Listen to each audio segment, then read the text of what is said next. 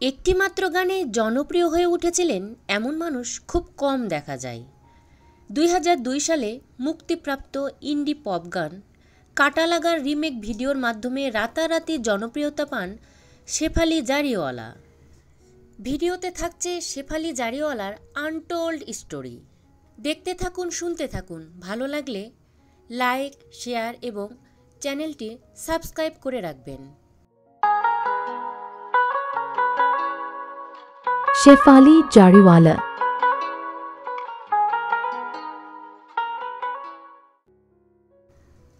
প্রতিভার ঝলক ছিল, এর জন্যই বলিউড তাকে নানা কাজ দিয়েছে। কিন্তু তিনি ছিলেন রহস্যময় চরিত্র। এই আছেন তো এই নেই।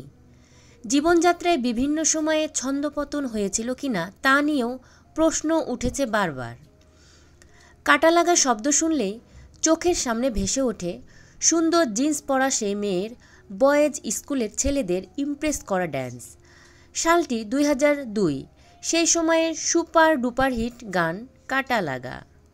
মাত্র ৪২ বছর বয়সে হৃদরোগে আক্রান্ত হয়ে তার জীবন অবসান।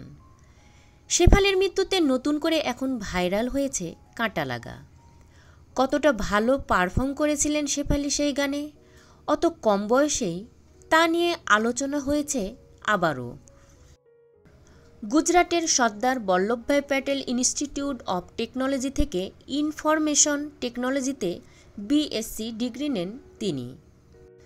২০০৪ সালে সালমান খান, অক্ষয় কুমার এবং প্রিয়াঙ্কা চোপড়ার সাথে মুঝসে শাদি কারোগি সিনেমা দিয়ে তার বলিউডে সিনেমার অভিষেক।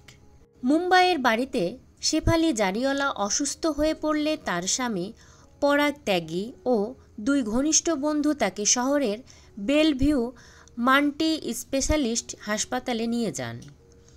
সেখানকার চিকিৎসকরা জানিয়েছেন হাসপাতালে পৌঁছানোর আগেই অভিনেত্রীর মৃত্যু হয়েছে। ক্যারিয়ারে ৩৫টির বেশি মিউজিক ভিডিওতে কাজ করেছেন শেফালি।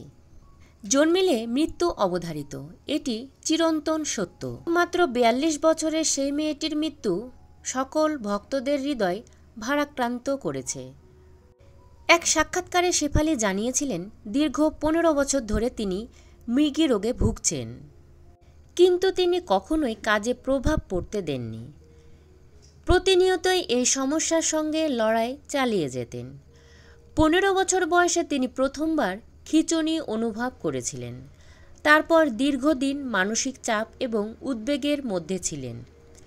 তবে চিকিৎসা, নিয়মিত ব্যায়াম ও মানসিক জোরে অভিনেত্রী ভালো থাকার চেষ্টা করতেন। কাটা লাগা গানের জন্যই তিনি অধিক সমাদৃত ছিলেন। এই গানের প্রতি শেফালির ছিল তীব্র ভালোবাসা। এক সাক্ষাৎকারে তাকে জিজ্ঞেস করা হয়েছিল তিনি এই ডাকনামে ক্লান্ত হয়ে পড়ছেন কিনা।